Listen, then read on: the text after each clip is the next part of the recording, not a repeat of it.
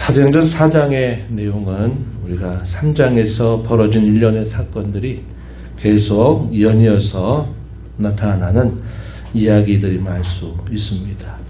한 40여 세가 된 나면서부터 걷지 못했던 사람이 항상 성전 미문에서 다른 사람이 주는 동전을 가지고서 하루하루 먹고 사는 사람이었는데, 베드로와 요한이 정한 시간에 기도하러 올라갈 때 그를 향해서 내가 은과 금도 가지고 있지 않지만 내게 있는 나사렛 예수 이름으로 명하는 일어나 걸으라 하는 그런 말씀을 통해서 그 사람이 치유를 받게 됩니다. 그 사건으로 인해서 그 사람이 성전 안에 들어가서 하나님이 하신 일을 노래하고 찬송하게 되고, 그 사람을 알던 수많은 사람들의 귓가에 이 사람이 치유를 받았다, 도대체 이것을 누가 했느냐 하는 것에 대해서 사람들이 계속 그 소식을 듣게 되면서 많은 사람들이 이 놀라운 일이 도대체 어떻게 이루어졌는가, 그것을 듣기 위해서 이 성전 옆에 있는 솔로몬 행각에 모여들었습니다. 그때 베드로 사도가 이것은 우리의 개인의 경건과 능력으로 된 일이 아니라 십자가에 못 박혀 죽으셨던 나사렛 예수 그의 이름으로 말미암아 된 일이다 하는 사실을 증언하면서, 나사렛 예수 그분이 죽으셨다가 끝난 것이 아니라 그분은 지금도 살아 계시다 하는 사실을 뭇 백성들에게 전하게 된 것입니다. 그 일로 인해서 이러한 소문이 종교 지도자들에게 알려진 겁니다. 이 종교 지도자들이 이 소식을 듣고 이것을 어떻게 할까 하다가 종교의 최고 법정이었던 사내들인 공회를 다시 소집하고 이들을 붙잡은 것입니다. 붙잡아서 그 공회 앞에 이들을 세우고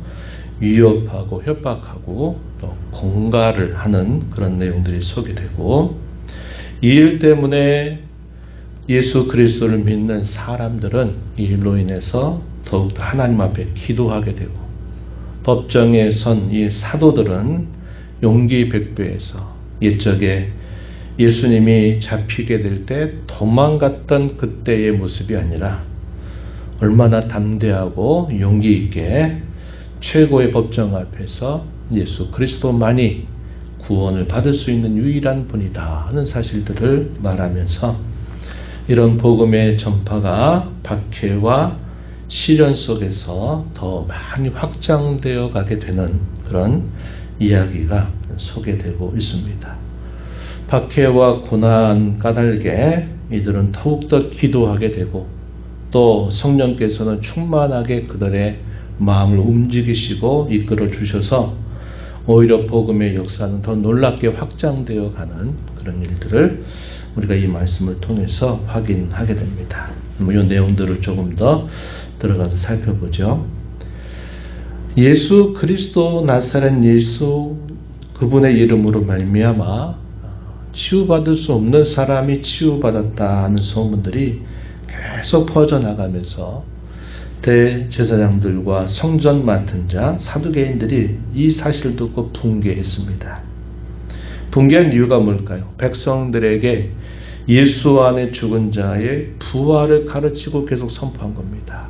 자신들이 앞장서서 십자가에 못 박아 처형해서 이 나사렛 예수에 관한 모든 것들이 묻혀지기를 바라고, 더 이상 사람들이 그런 일들로 인하여 요동하지 않고 예적부터 가져왔던 종교적인 기득권을 다시 자신들이 잡았다라는 생각을 하던 차에 이 죽은 자의 부활을 말하고 나사렛 예수를 말한다 하는 것 때문에 그들이 붕괴했다는 겁니다.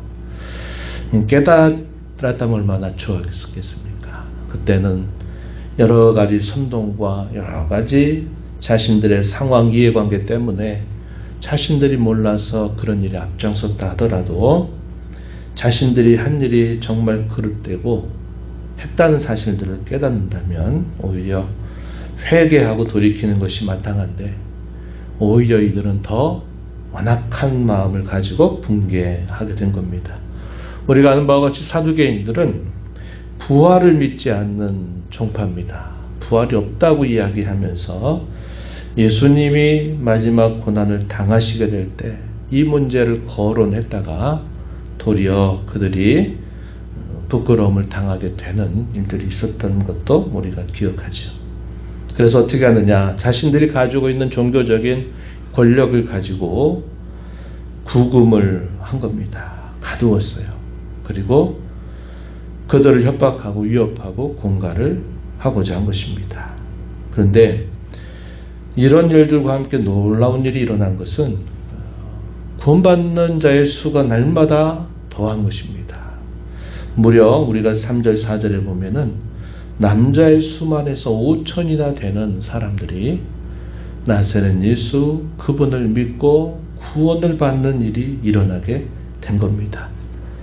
박해와 시련 속에서 복음은 위축되고 또 그것이 약화되는 것이 아니라 성경이 보여주는 이 역사는 박해와 시련 속에서 오히려 그것이 하나의 밑거름이 돼서 더 복음이 힘있게 전파되는 일이 있다는 것을 보여주고 있습니다. 그 이후에 수많은 기독교 2000년 역사는 바로 이런 사실들을 보여주고 있는 것이고 130여 년 전 대한민국의 선교사들이 들어와서 복음을 전하면서 많은 박해로 어려움을 당하지만 그러나 박해 속에서 복음 전파는 더 힘있게 일어나게 된 것을 우리는 잘 알고 있다 하는 것입니다. 우리의 신앙도 마찬가지죠. 마치 온수일에서 자라난 화초처럼 모든 게 다 어려움 없이 신앙생활을 하게 되면 그 신앙생활이 단단하지 못합니다. 마치 온실 속에 있는 화초가 온실 바깥으로 나왔을 때 주어진 여러 기후나 환경이나 조건들을 감당해내지 못하는 경우들을 보듯이 우리 신앙생활의 성장이라고 하는 것도 고난이나 역경과 박해 속에서 도리어 더 단단해져 간다 하는 것을 우리는 경험을 통해서 알고 있는 것이죠. 예수님께서 승천하시기 전에 그런 말씀하셨죠. 오직 성령이 너희에게 임하시면 너희가 권능을 받고 예루살렘과 온 유대와 사마리아와 땅끝까지 이르러서 나의 증인이 되리라. 예수님께서 성령의 강림과 함께 그분이 베푸실 능력에 대해서 말하기를 우리가 생각하기에 어떤 신기하고 놀라운 일만 일어나고 자신들에게는 아무런 해가 없고 이런 식의 생각을 하기 쉬우나 예수님께서 말씀하셨던 이 성령의 권능은 바로 이런 것입니다. 말 한마디에 많은 사람들이 꼬꾸라지고 이런 것들을 우리가 상상하기보다 우리가 초대교회 역사를 통해서 보는 것처럼 협박과 위협과 공갈 또 역경과 시련을 당해도 그것 때문에 위축되고 굴하지는 것이 아니라 오히려 그것이 하나의 밑거름이 돼서 더 힘있게 복음의 역사가 일어나고 많은 사람들이 구원을 받게 되고 하는 이런 일들이 계속적으로 일어나도록 하신다는 겁니다. 이것이 성령이 함께 하시는 능력이다 하는 것을 우리가 알게 되죠. 성도들의 신앙도 고난과 역경과 박해 속에서 더 단단해지게 되는 것도 결국 성령께서 그를 붙들어서 그의 능력으로 그 사람을 이끄신다는 사실들을 우리는 알 수 있게 되는 것입니다. 이런 일로 인해서 사내들은 공회 앞에 이 감금되었던 사도들을 이제 공회 앞에 세우고 법정에 세워서 이제 법적인 판결을 내리려고 한 겁니다. 먼저 신문하죠. 도대체 무슨 권세와 누구의 이름으로 이 일을 너희가 행했느냐 이렇게 물었습니다. 답변하기를 너희가 십자가에 못 박고 하나님이 죽은 자 가운데서 살리신 나사렛 예수 그리스도의 이름으로 이렇게 되었다라고 대답을 합니다. 그러면서 십자가에 못 박혀 죽은 자로 생각되던 예수 그분이 살아계시다. 하늘과 땅 위에서도 모든 능력을 가지고 계심을 증명한 것으로 이 이적을 해석하면서 말하게 됩니다. 그들의 잘못에 대해서 책망도 했어요. 그러면서 뭐라고 이야기했느냐. 12절 유명한 구절이죠. 다른 이로서는 구원을 받을 수 없나니 천하 사람 중에 구원을 받을 만한 다른 이름을 우리에게 주신 일이 없다. 유일무이하다. 유일무이한 구세주는 바로 나사렛 예수 그분밖에는 없다는 사실을 공회 앞에서 선포한 것입니다. 이 얼마나 용기백배합니까? 최고의 법정 앞에 그 권세를 가지고 짓누르려고 하는 그런 어려움 속에서 조금도 굴하지 않고 옛적에 도망쳤던 그들의 모습이 아니라 강하고 담대하게 진리를 선포하는 이 사도들의 모습이 잘 표현되고 있습니다. 어떻게 판결했을까요? 백성들은 그 치유받은 사람에 대해서 어떻게 생각했느냐? 이것은 하나님이 행하신 역사다 생각하면서 하나님께 영광을 돌리고 있는 겁니다. 그런데 이 종교 지도자들이 만약 이 백성들이 그렇게 알고 있는데 잘못 판결을 내렸다가는 오히려 그들에게 역풍이 닥칠 줄 알고 함부로 못하고 경고해서 다시는 이렇게 하지 말아라 하면서 그들을 풀어줍니다. 예수의 이름으로 말하지도 말고 가르치도 말라고 경고하면서 그들을 풀어줘요. 그랬더니 뭐라고 얘기합니까? 19절 20절에 보니까 하나님 앞에서 너희 말을 듣는 것이 하나님 말씀을 듣는 것보다 옳은가 판단하라. 우리는 보고 들은 것을 말하지 않을 수 없다. 이렇게 대답한 것입니다. 이 사도들의 모습은 마치 그와 같아요. 당시 최고의 기관이 이 산헤드린 공회였는데 그들은 이 산헤드린 공회 앞에서도 용기백배하게 담대하게 진리를 선포할 수 있었던 것은 하나님 앞에서 그들이 서 있다고 하는 사실을 기억했기 때문이다 하는 겁니다.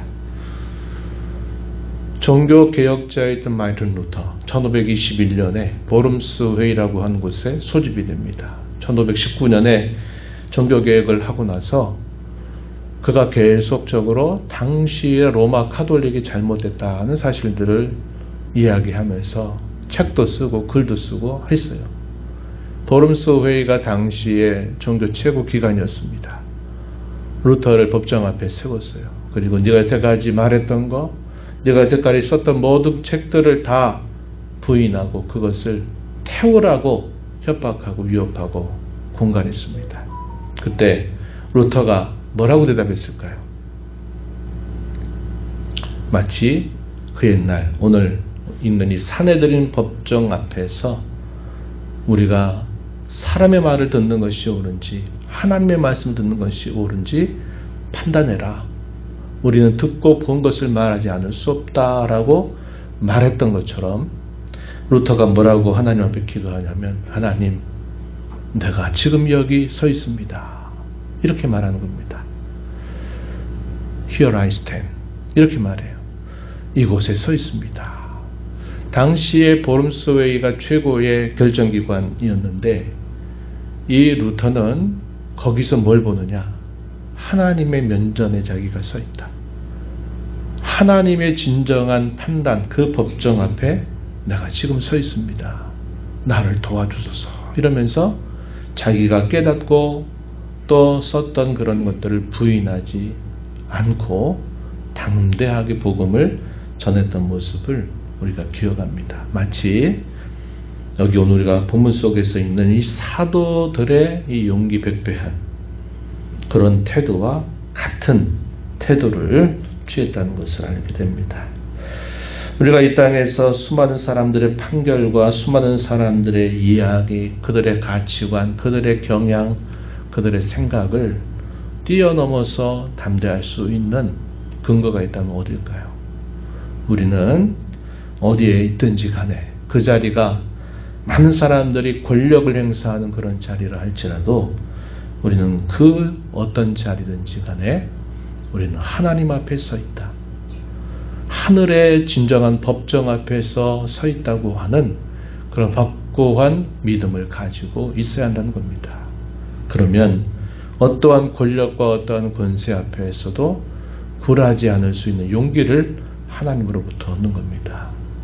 세상의 법정이야 얼마든지 잘못된 판결을 내릴 수 있지만 하늘의 법정, 하나님의 법정, 하나님의 심판대 앞에서는 어느 누구도 숨길 수도 속일 수도 없는 것이기 때문에 그런 것입니다. 그래서 우리가 일상 속에서 우리의 신앙의 용기를 드러낼 수 있는 것은 우리가 하나님 앞에 서 있다. 하나님이 보고 계신다. 내가 비록 이 작은 곳에서 또 몇몇 사람들에게 아니면 어떤 특별한 상황 속에서 어떤 것을 요구받아도 우리가 진리를 말하고 신앙의 절개를 말할 수 있는 것은 오직 하나님의 법정 앞에 나는 지금 서 있다 하는 생각을 우리가 갖는 것입니다. 그것으로부터 우리는 용기를 얻게 되고 우리의 신앙을 지켜낼 수 있게 된다 하는 사실이죠. 이러한 일에 대한 일련의 보고들이 당시 성도들에게 알려지면서 성도들의 마음이 무서워하고 두려워하고 어떻게 할까 하는 생각으로 염려한 게 아닙니다. 오히려 한마음이 돼서 하나님 앞에 간절하게 기도하면서 이 박해 속에서도 그들이 담대하게 예수 그리스도를 전하고 박해와 시련 속에서 더욱더 이 복음이 힘있게 전파되어가는 그런 일들을 그들이 경험하게 되고 이러한 그들의 경험은 자신들의 일상적인 삶에 있어서도 놀라운 변화를 가져다 주었습니다. 우리가 읽은 32절에서 마지막 절에 보니까 한 마음과 한 뜻이 되고 서로 물건을 통용하고 자기 것이라고 주장하는 사람들이 없어지고 자기들이 가지고 있는 소유를 기꺼이 주의 백성을 위해서 주님을 위해서 내어놓는 이런 아름다운 모습들이 이루어지는 것을 보게 되는 겁니다. 그래서 그들의 신앙과 또 그들의 삶의 변화가 하나로 일치되고 그 놀라운 변화가 일어나면서 믿는 자의 무리가 더욱더 많아지게 되는 놀라운 부흥의 역사를 이루게 된 것입니다. 오늘 우리가 이 말씀을 보면서 하나님 앞에 서 있다. 늘 우리가 어떤 곳에 있든지 어떤 형편에 있든지 하나님의 법정 앞에 내가 서 있다 하는 마음을 가지고 우리가 살게 될 때 우리의 신앙의 용기를 나타낼 수가 있고 그걸 통해서 하나님께 영광을 돌릴 수 있다 하는 것을 우리가 배우고 박해와 고난과 시련이 그때는 아프고 괴롭고 힘들고 낯설지만 놀라운 신앙의 이치는 하늘의 미랄이 땅에 떨어져 죽으면 그것으로 인하여 많은 열매를 맺게 된다 하셨던 예수님의 말씀처럼 또 기독교 2000년의 역사 그리고 우리의 신앙의 여정들을 돌아봤을 때는 이런 고난과 시련과 박해를 통해서 더 단단하고 더 신앙이 깊어져 간다는 사실들을 우리가 배우면서 우리의 삶 속에 닥치는 여러 어려움들로 인하여 낙심하거나 절망하지 말고 이러한 일들 속에 더 하나님께서 굳게 붙들어 주신다고 하는 신앙의 확신을 가지고 살아가는 저와 여러분이 되기를 바랍니다.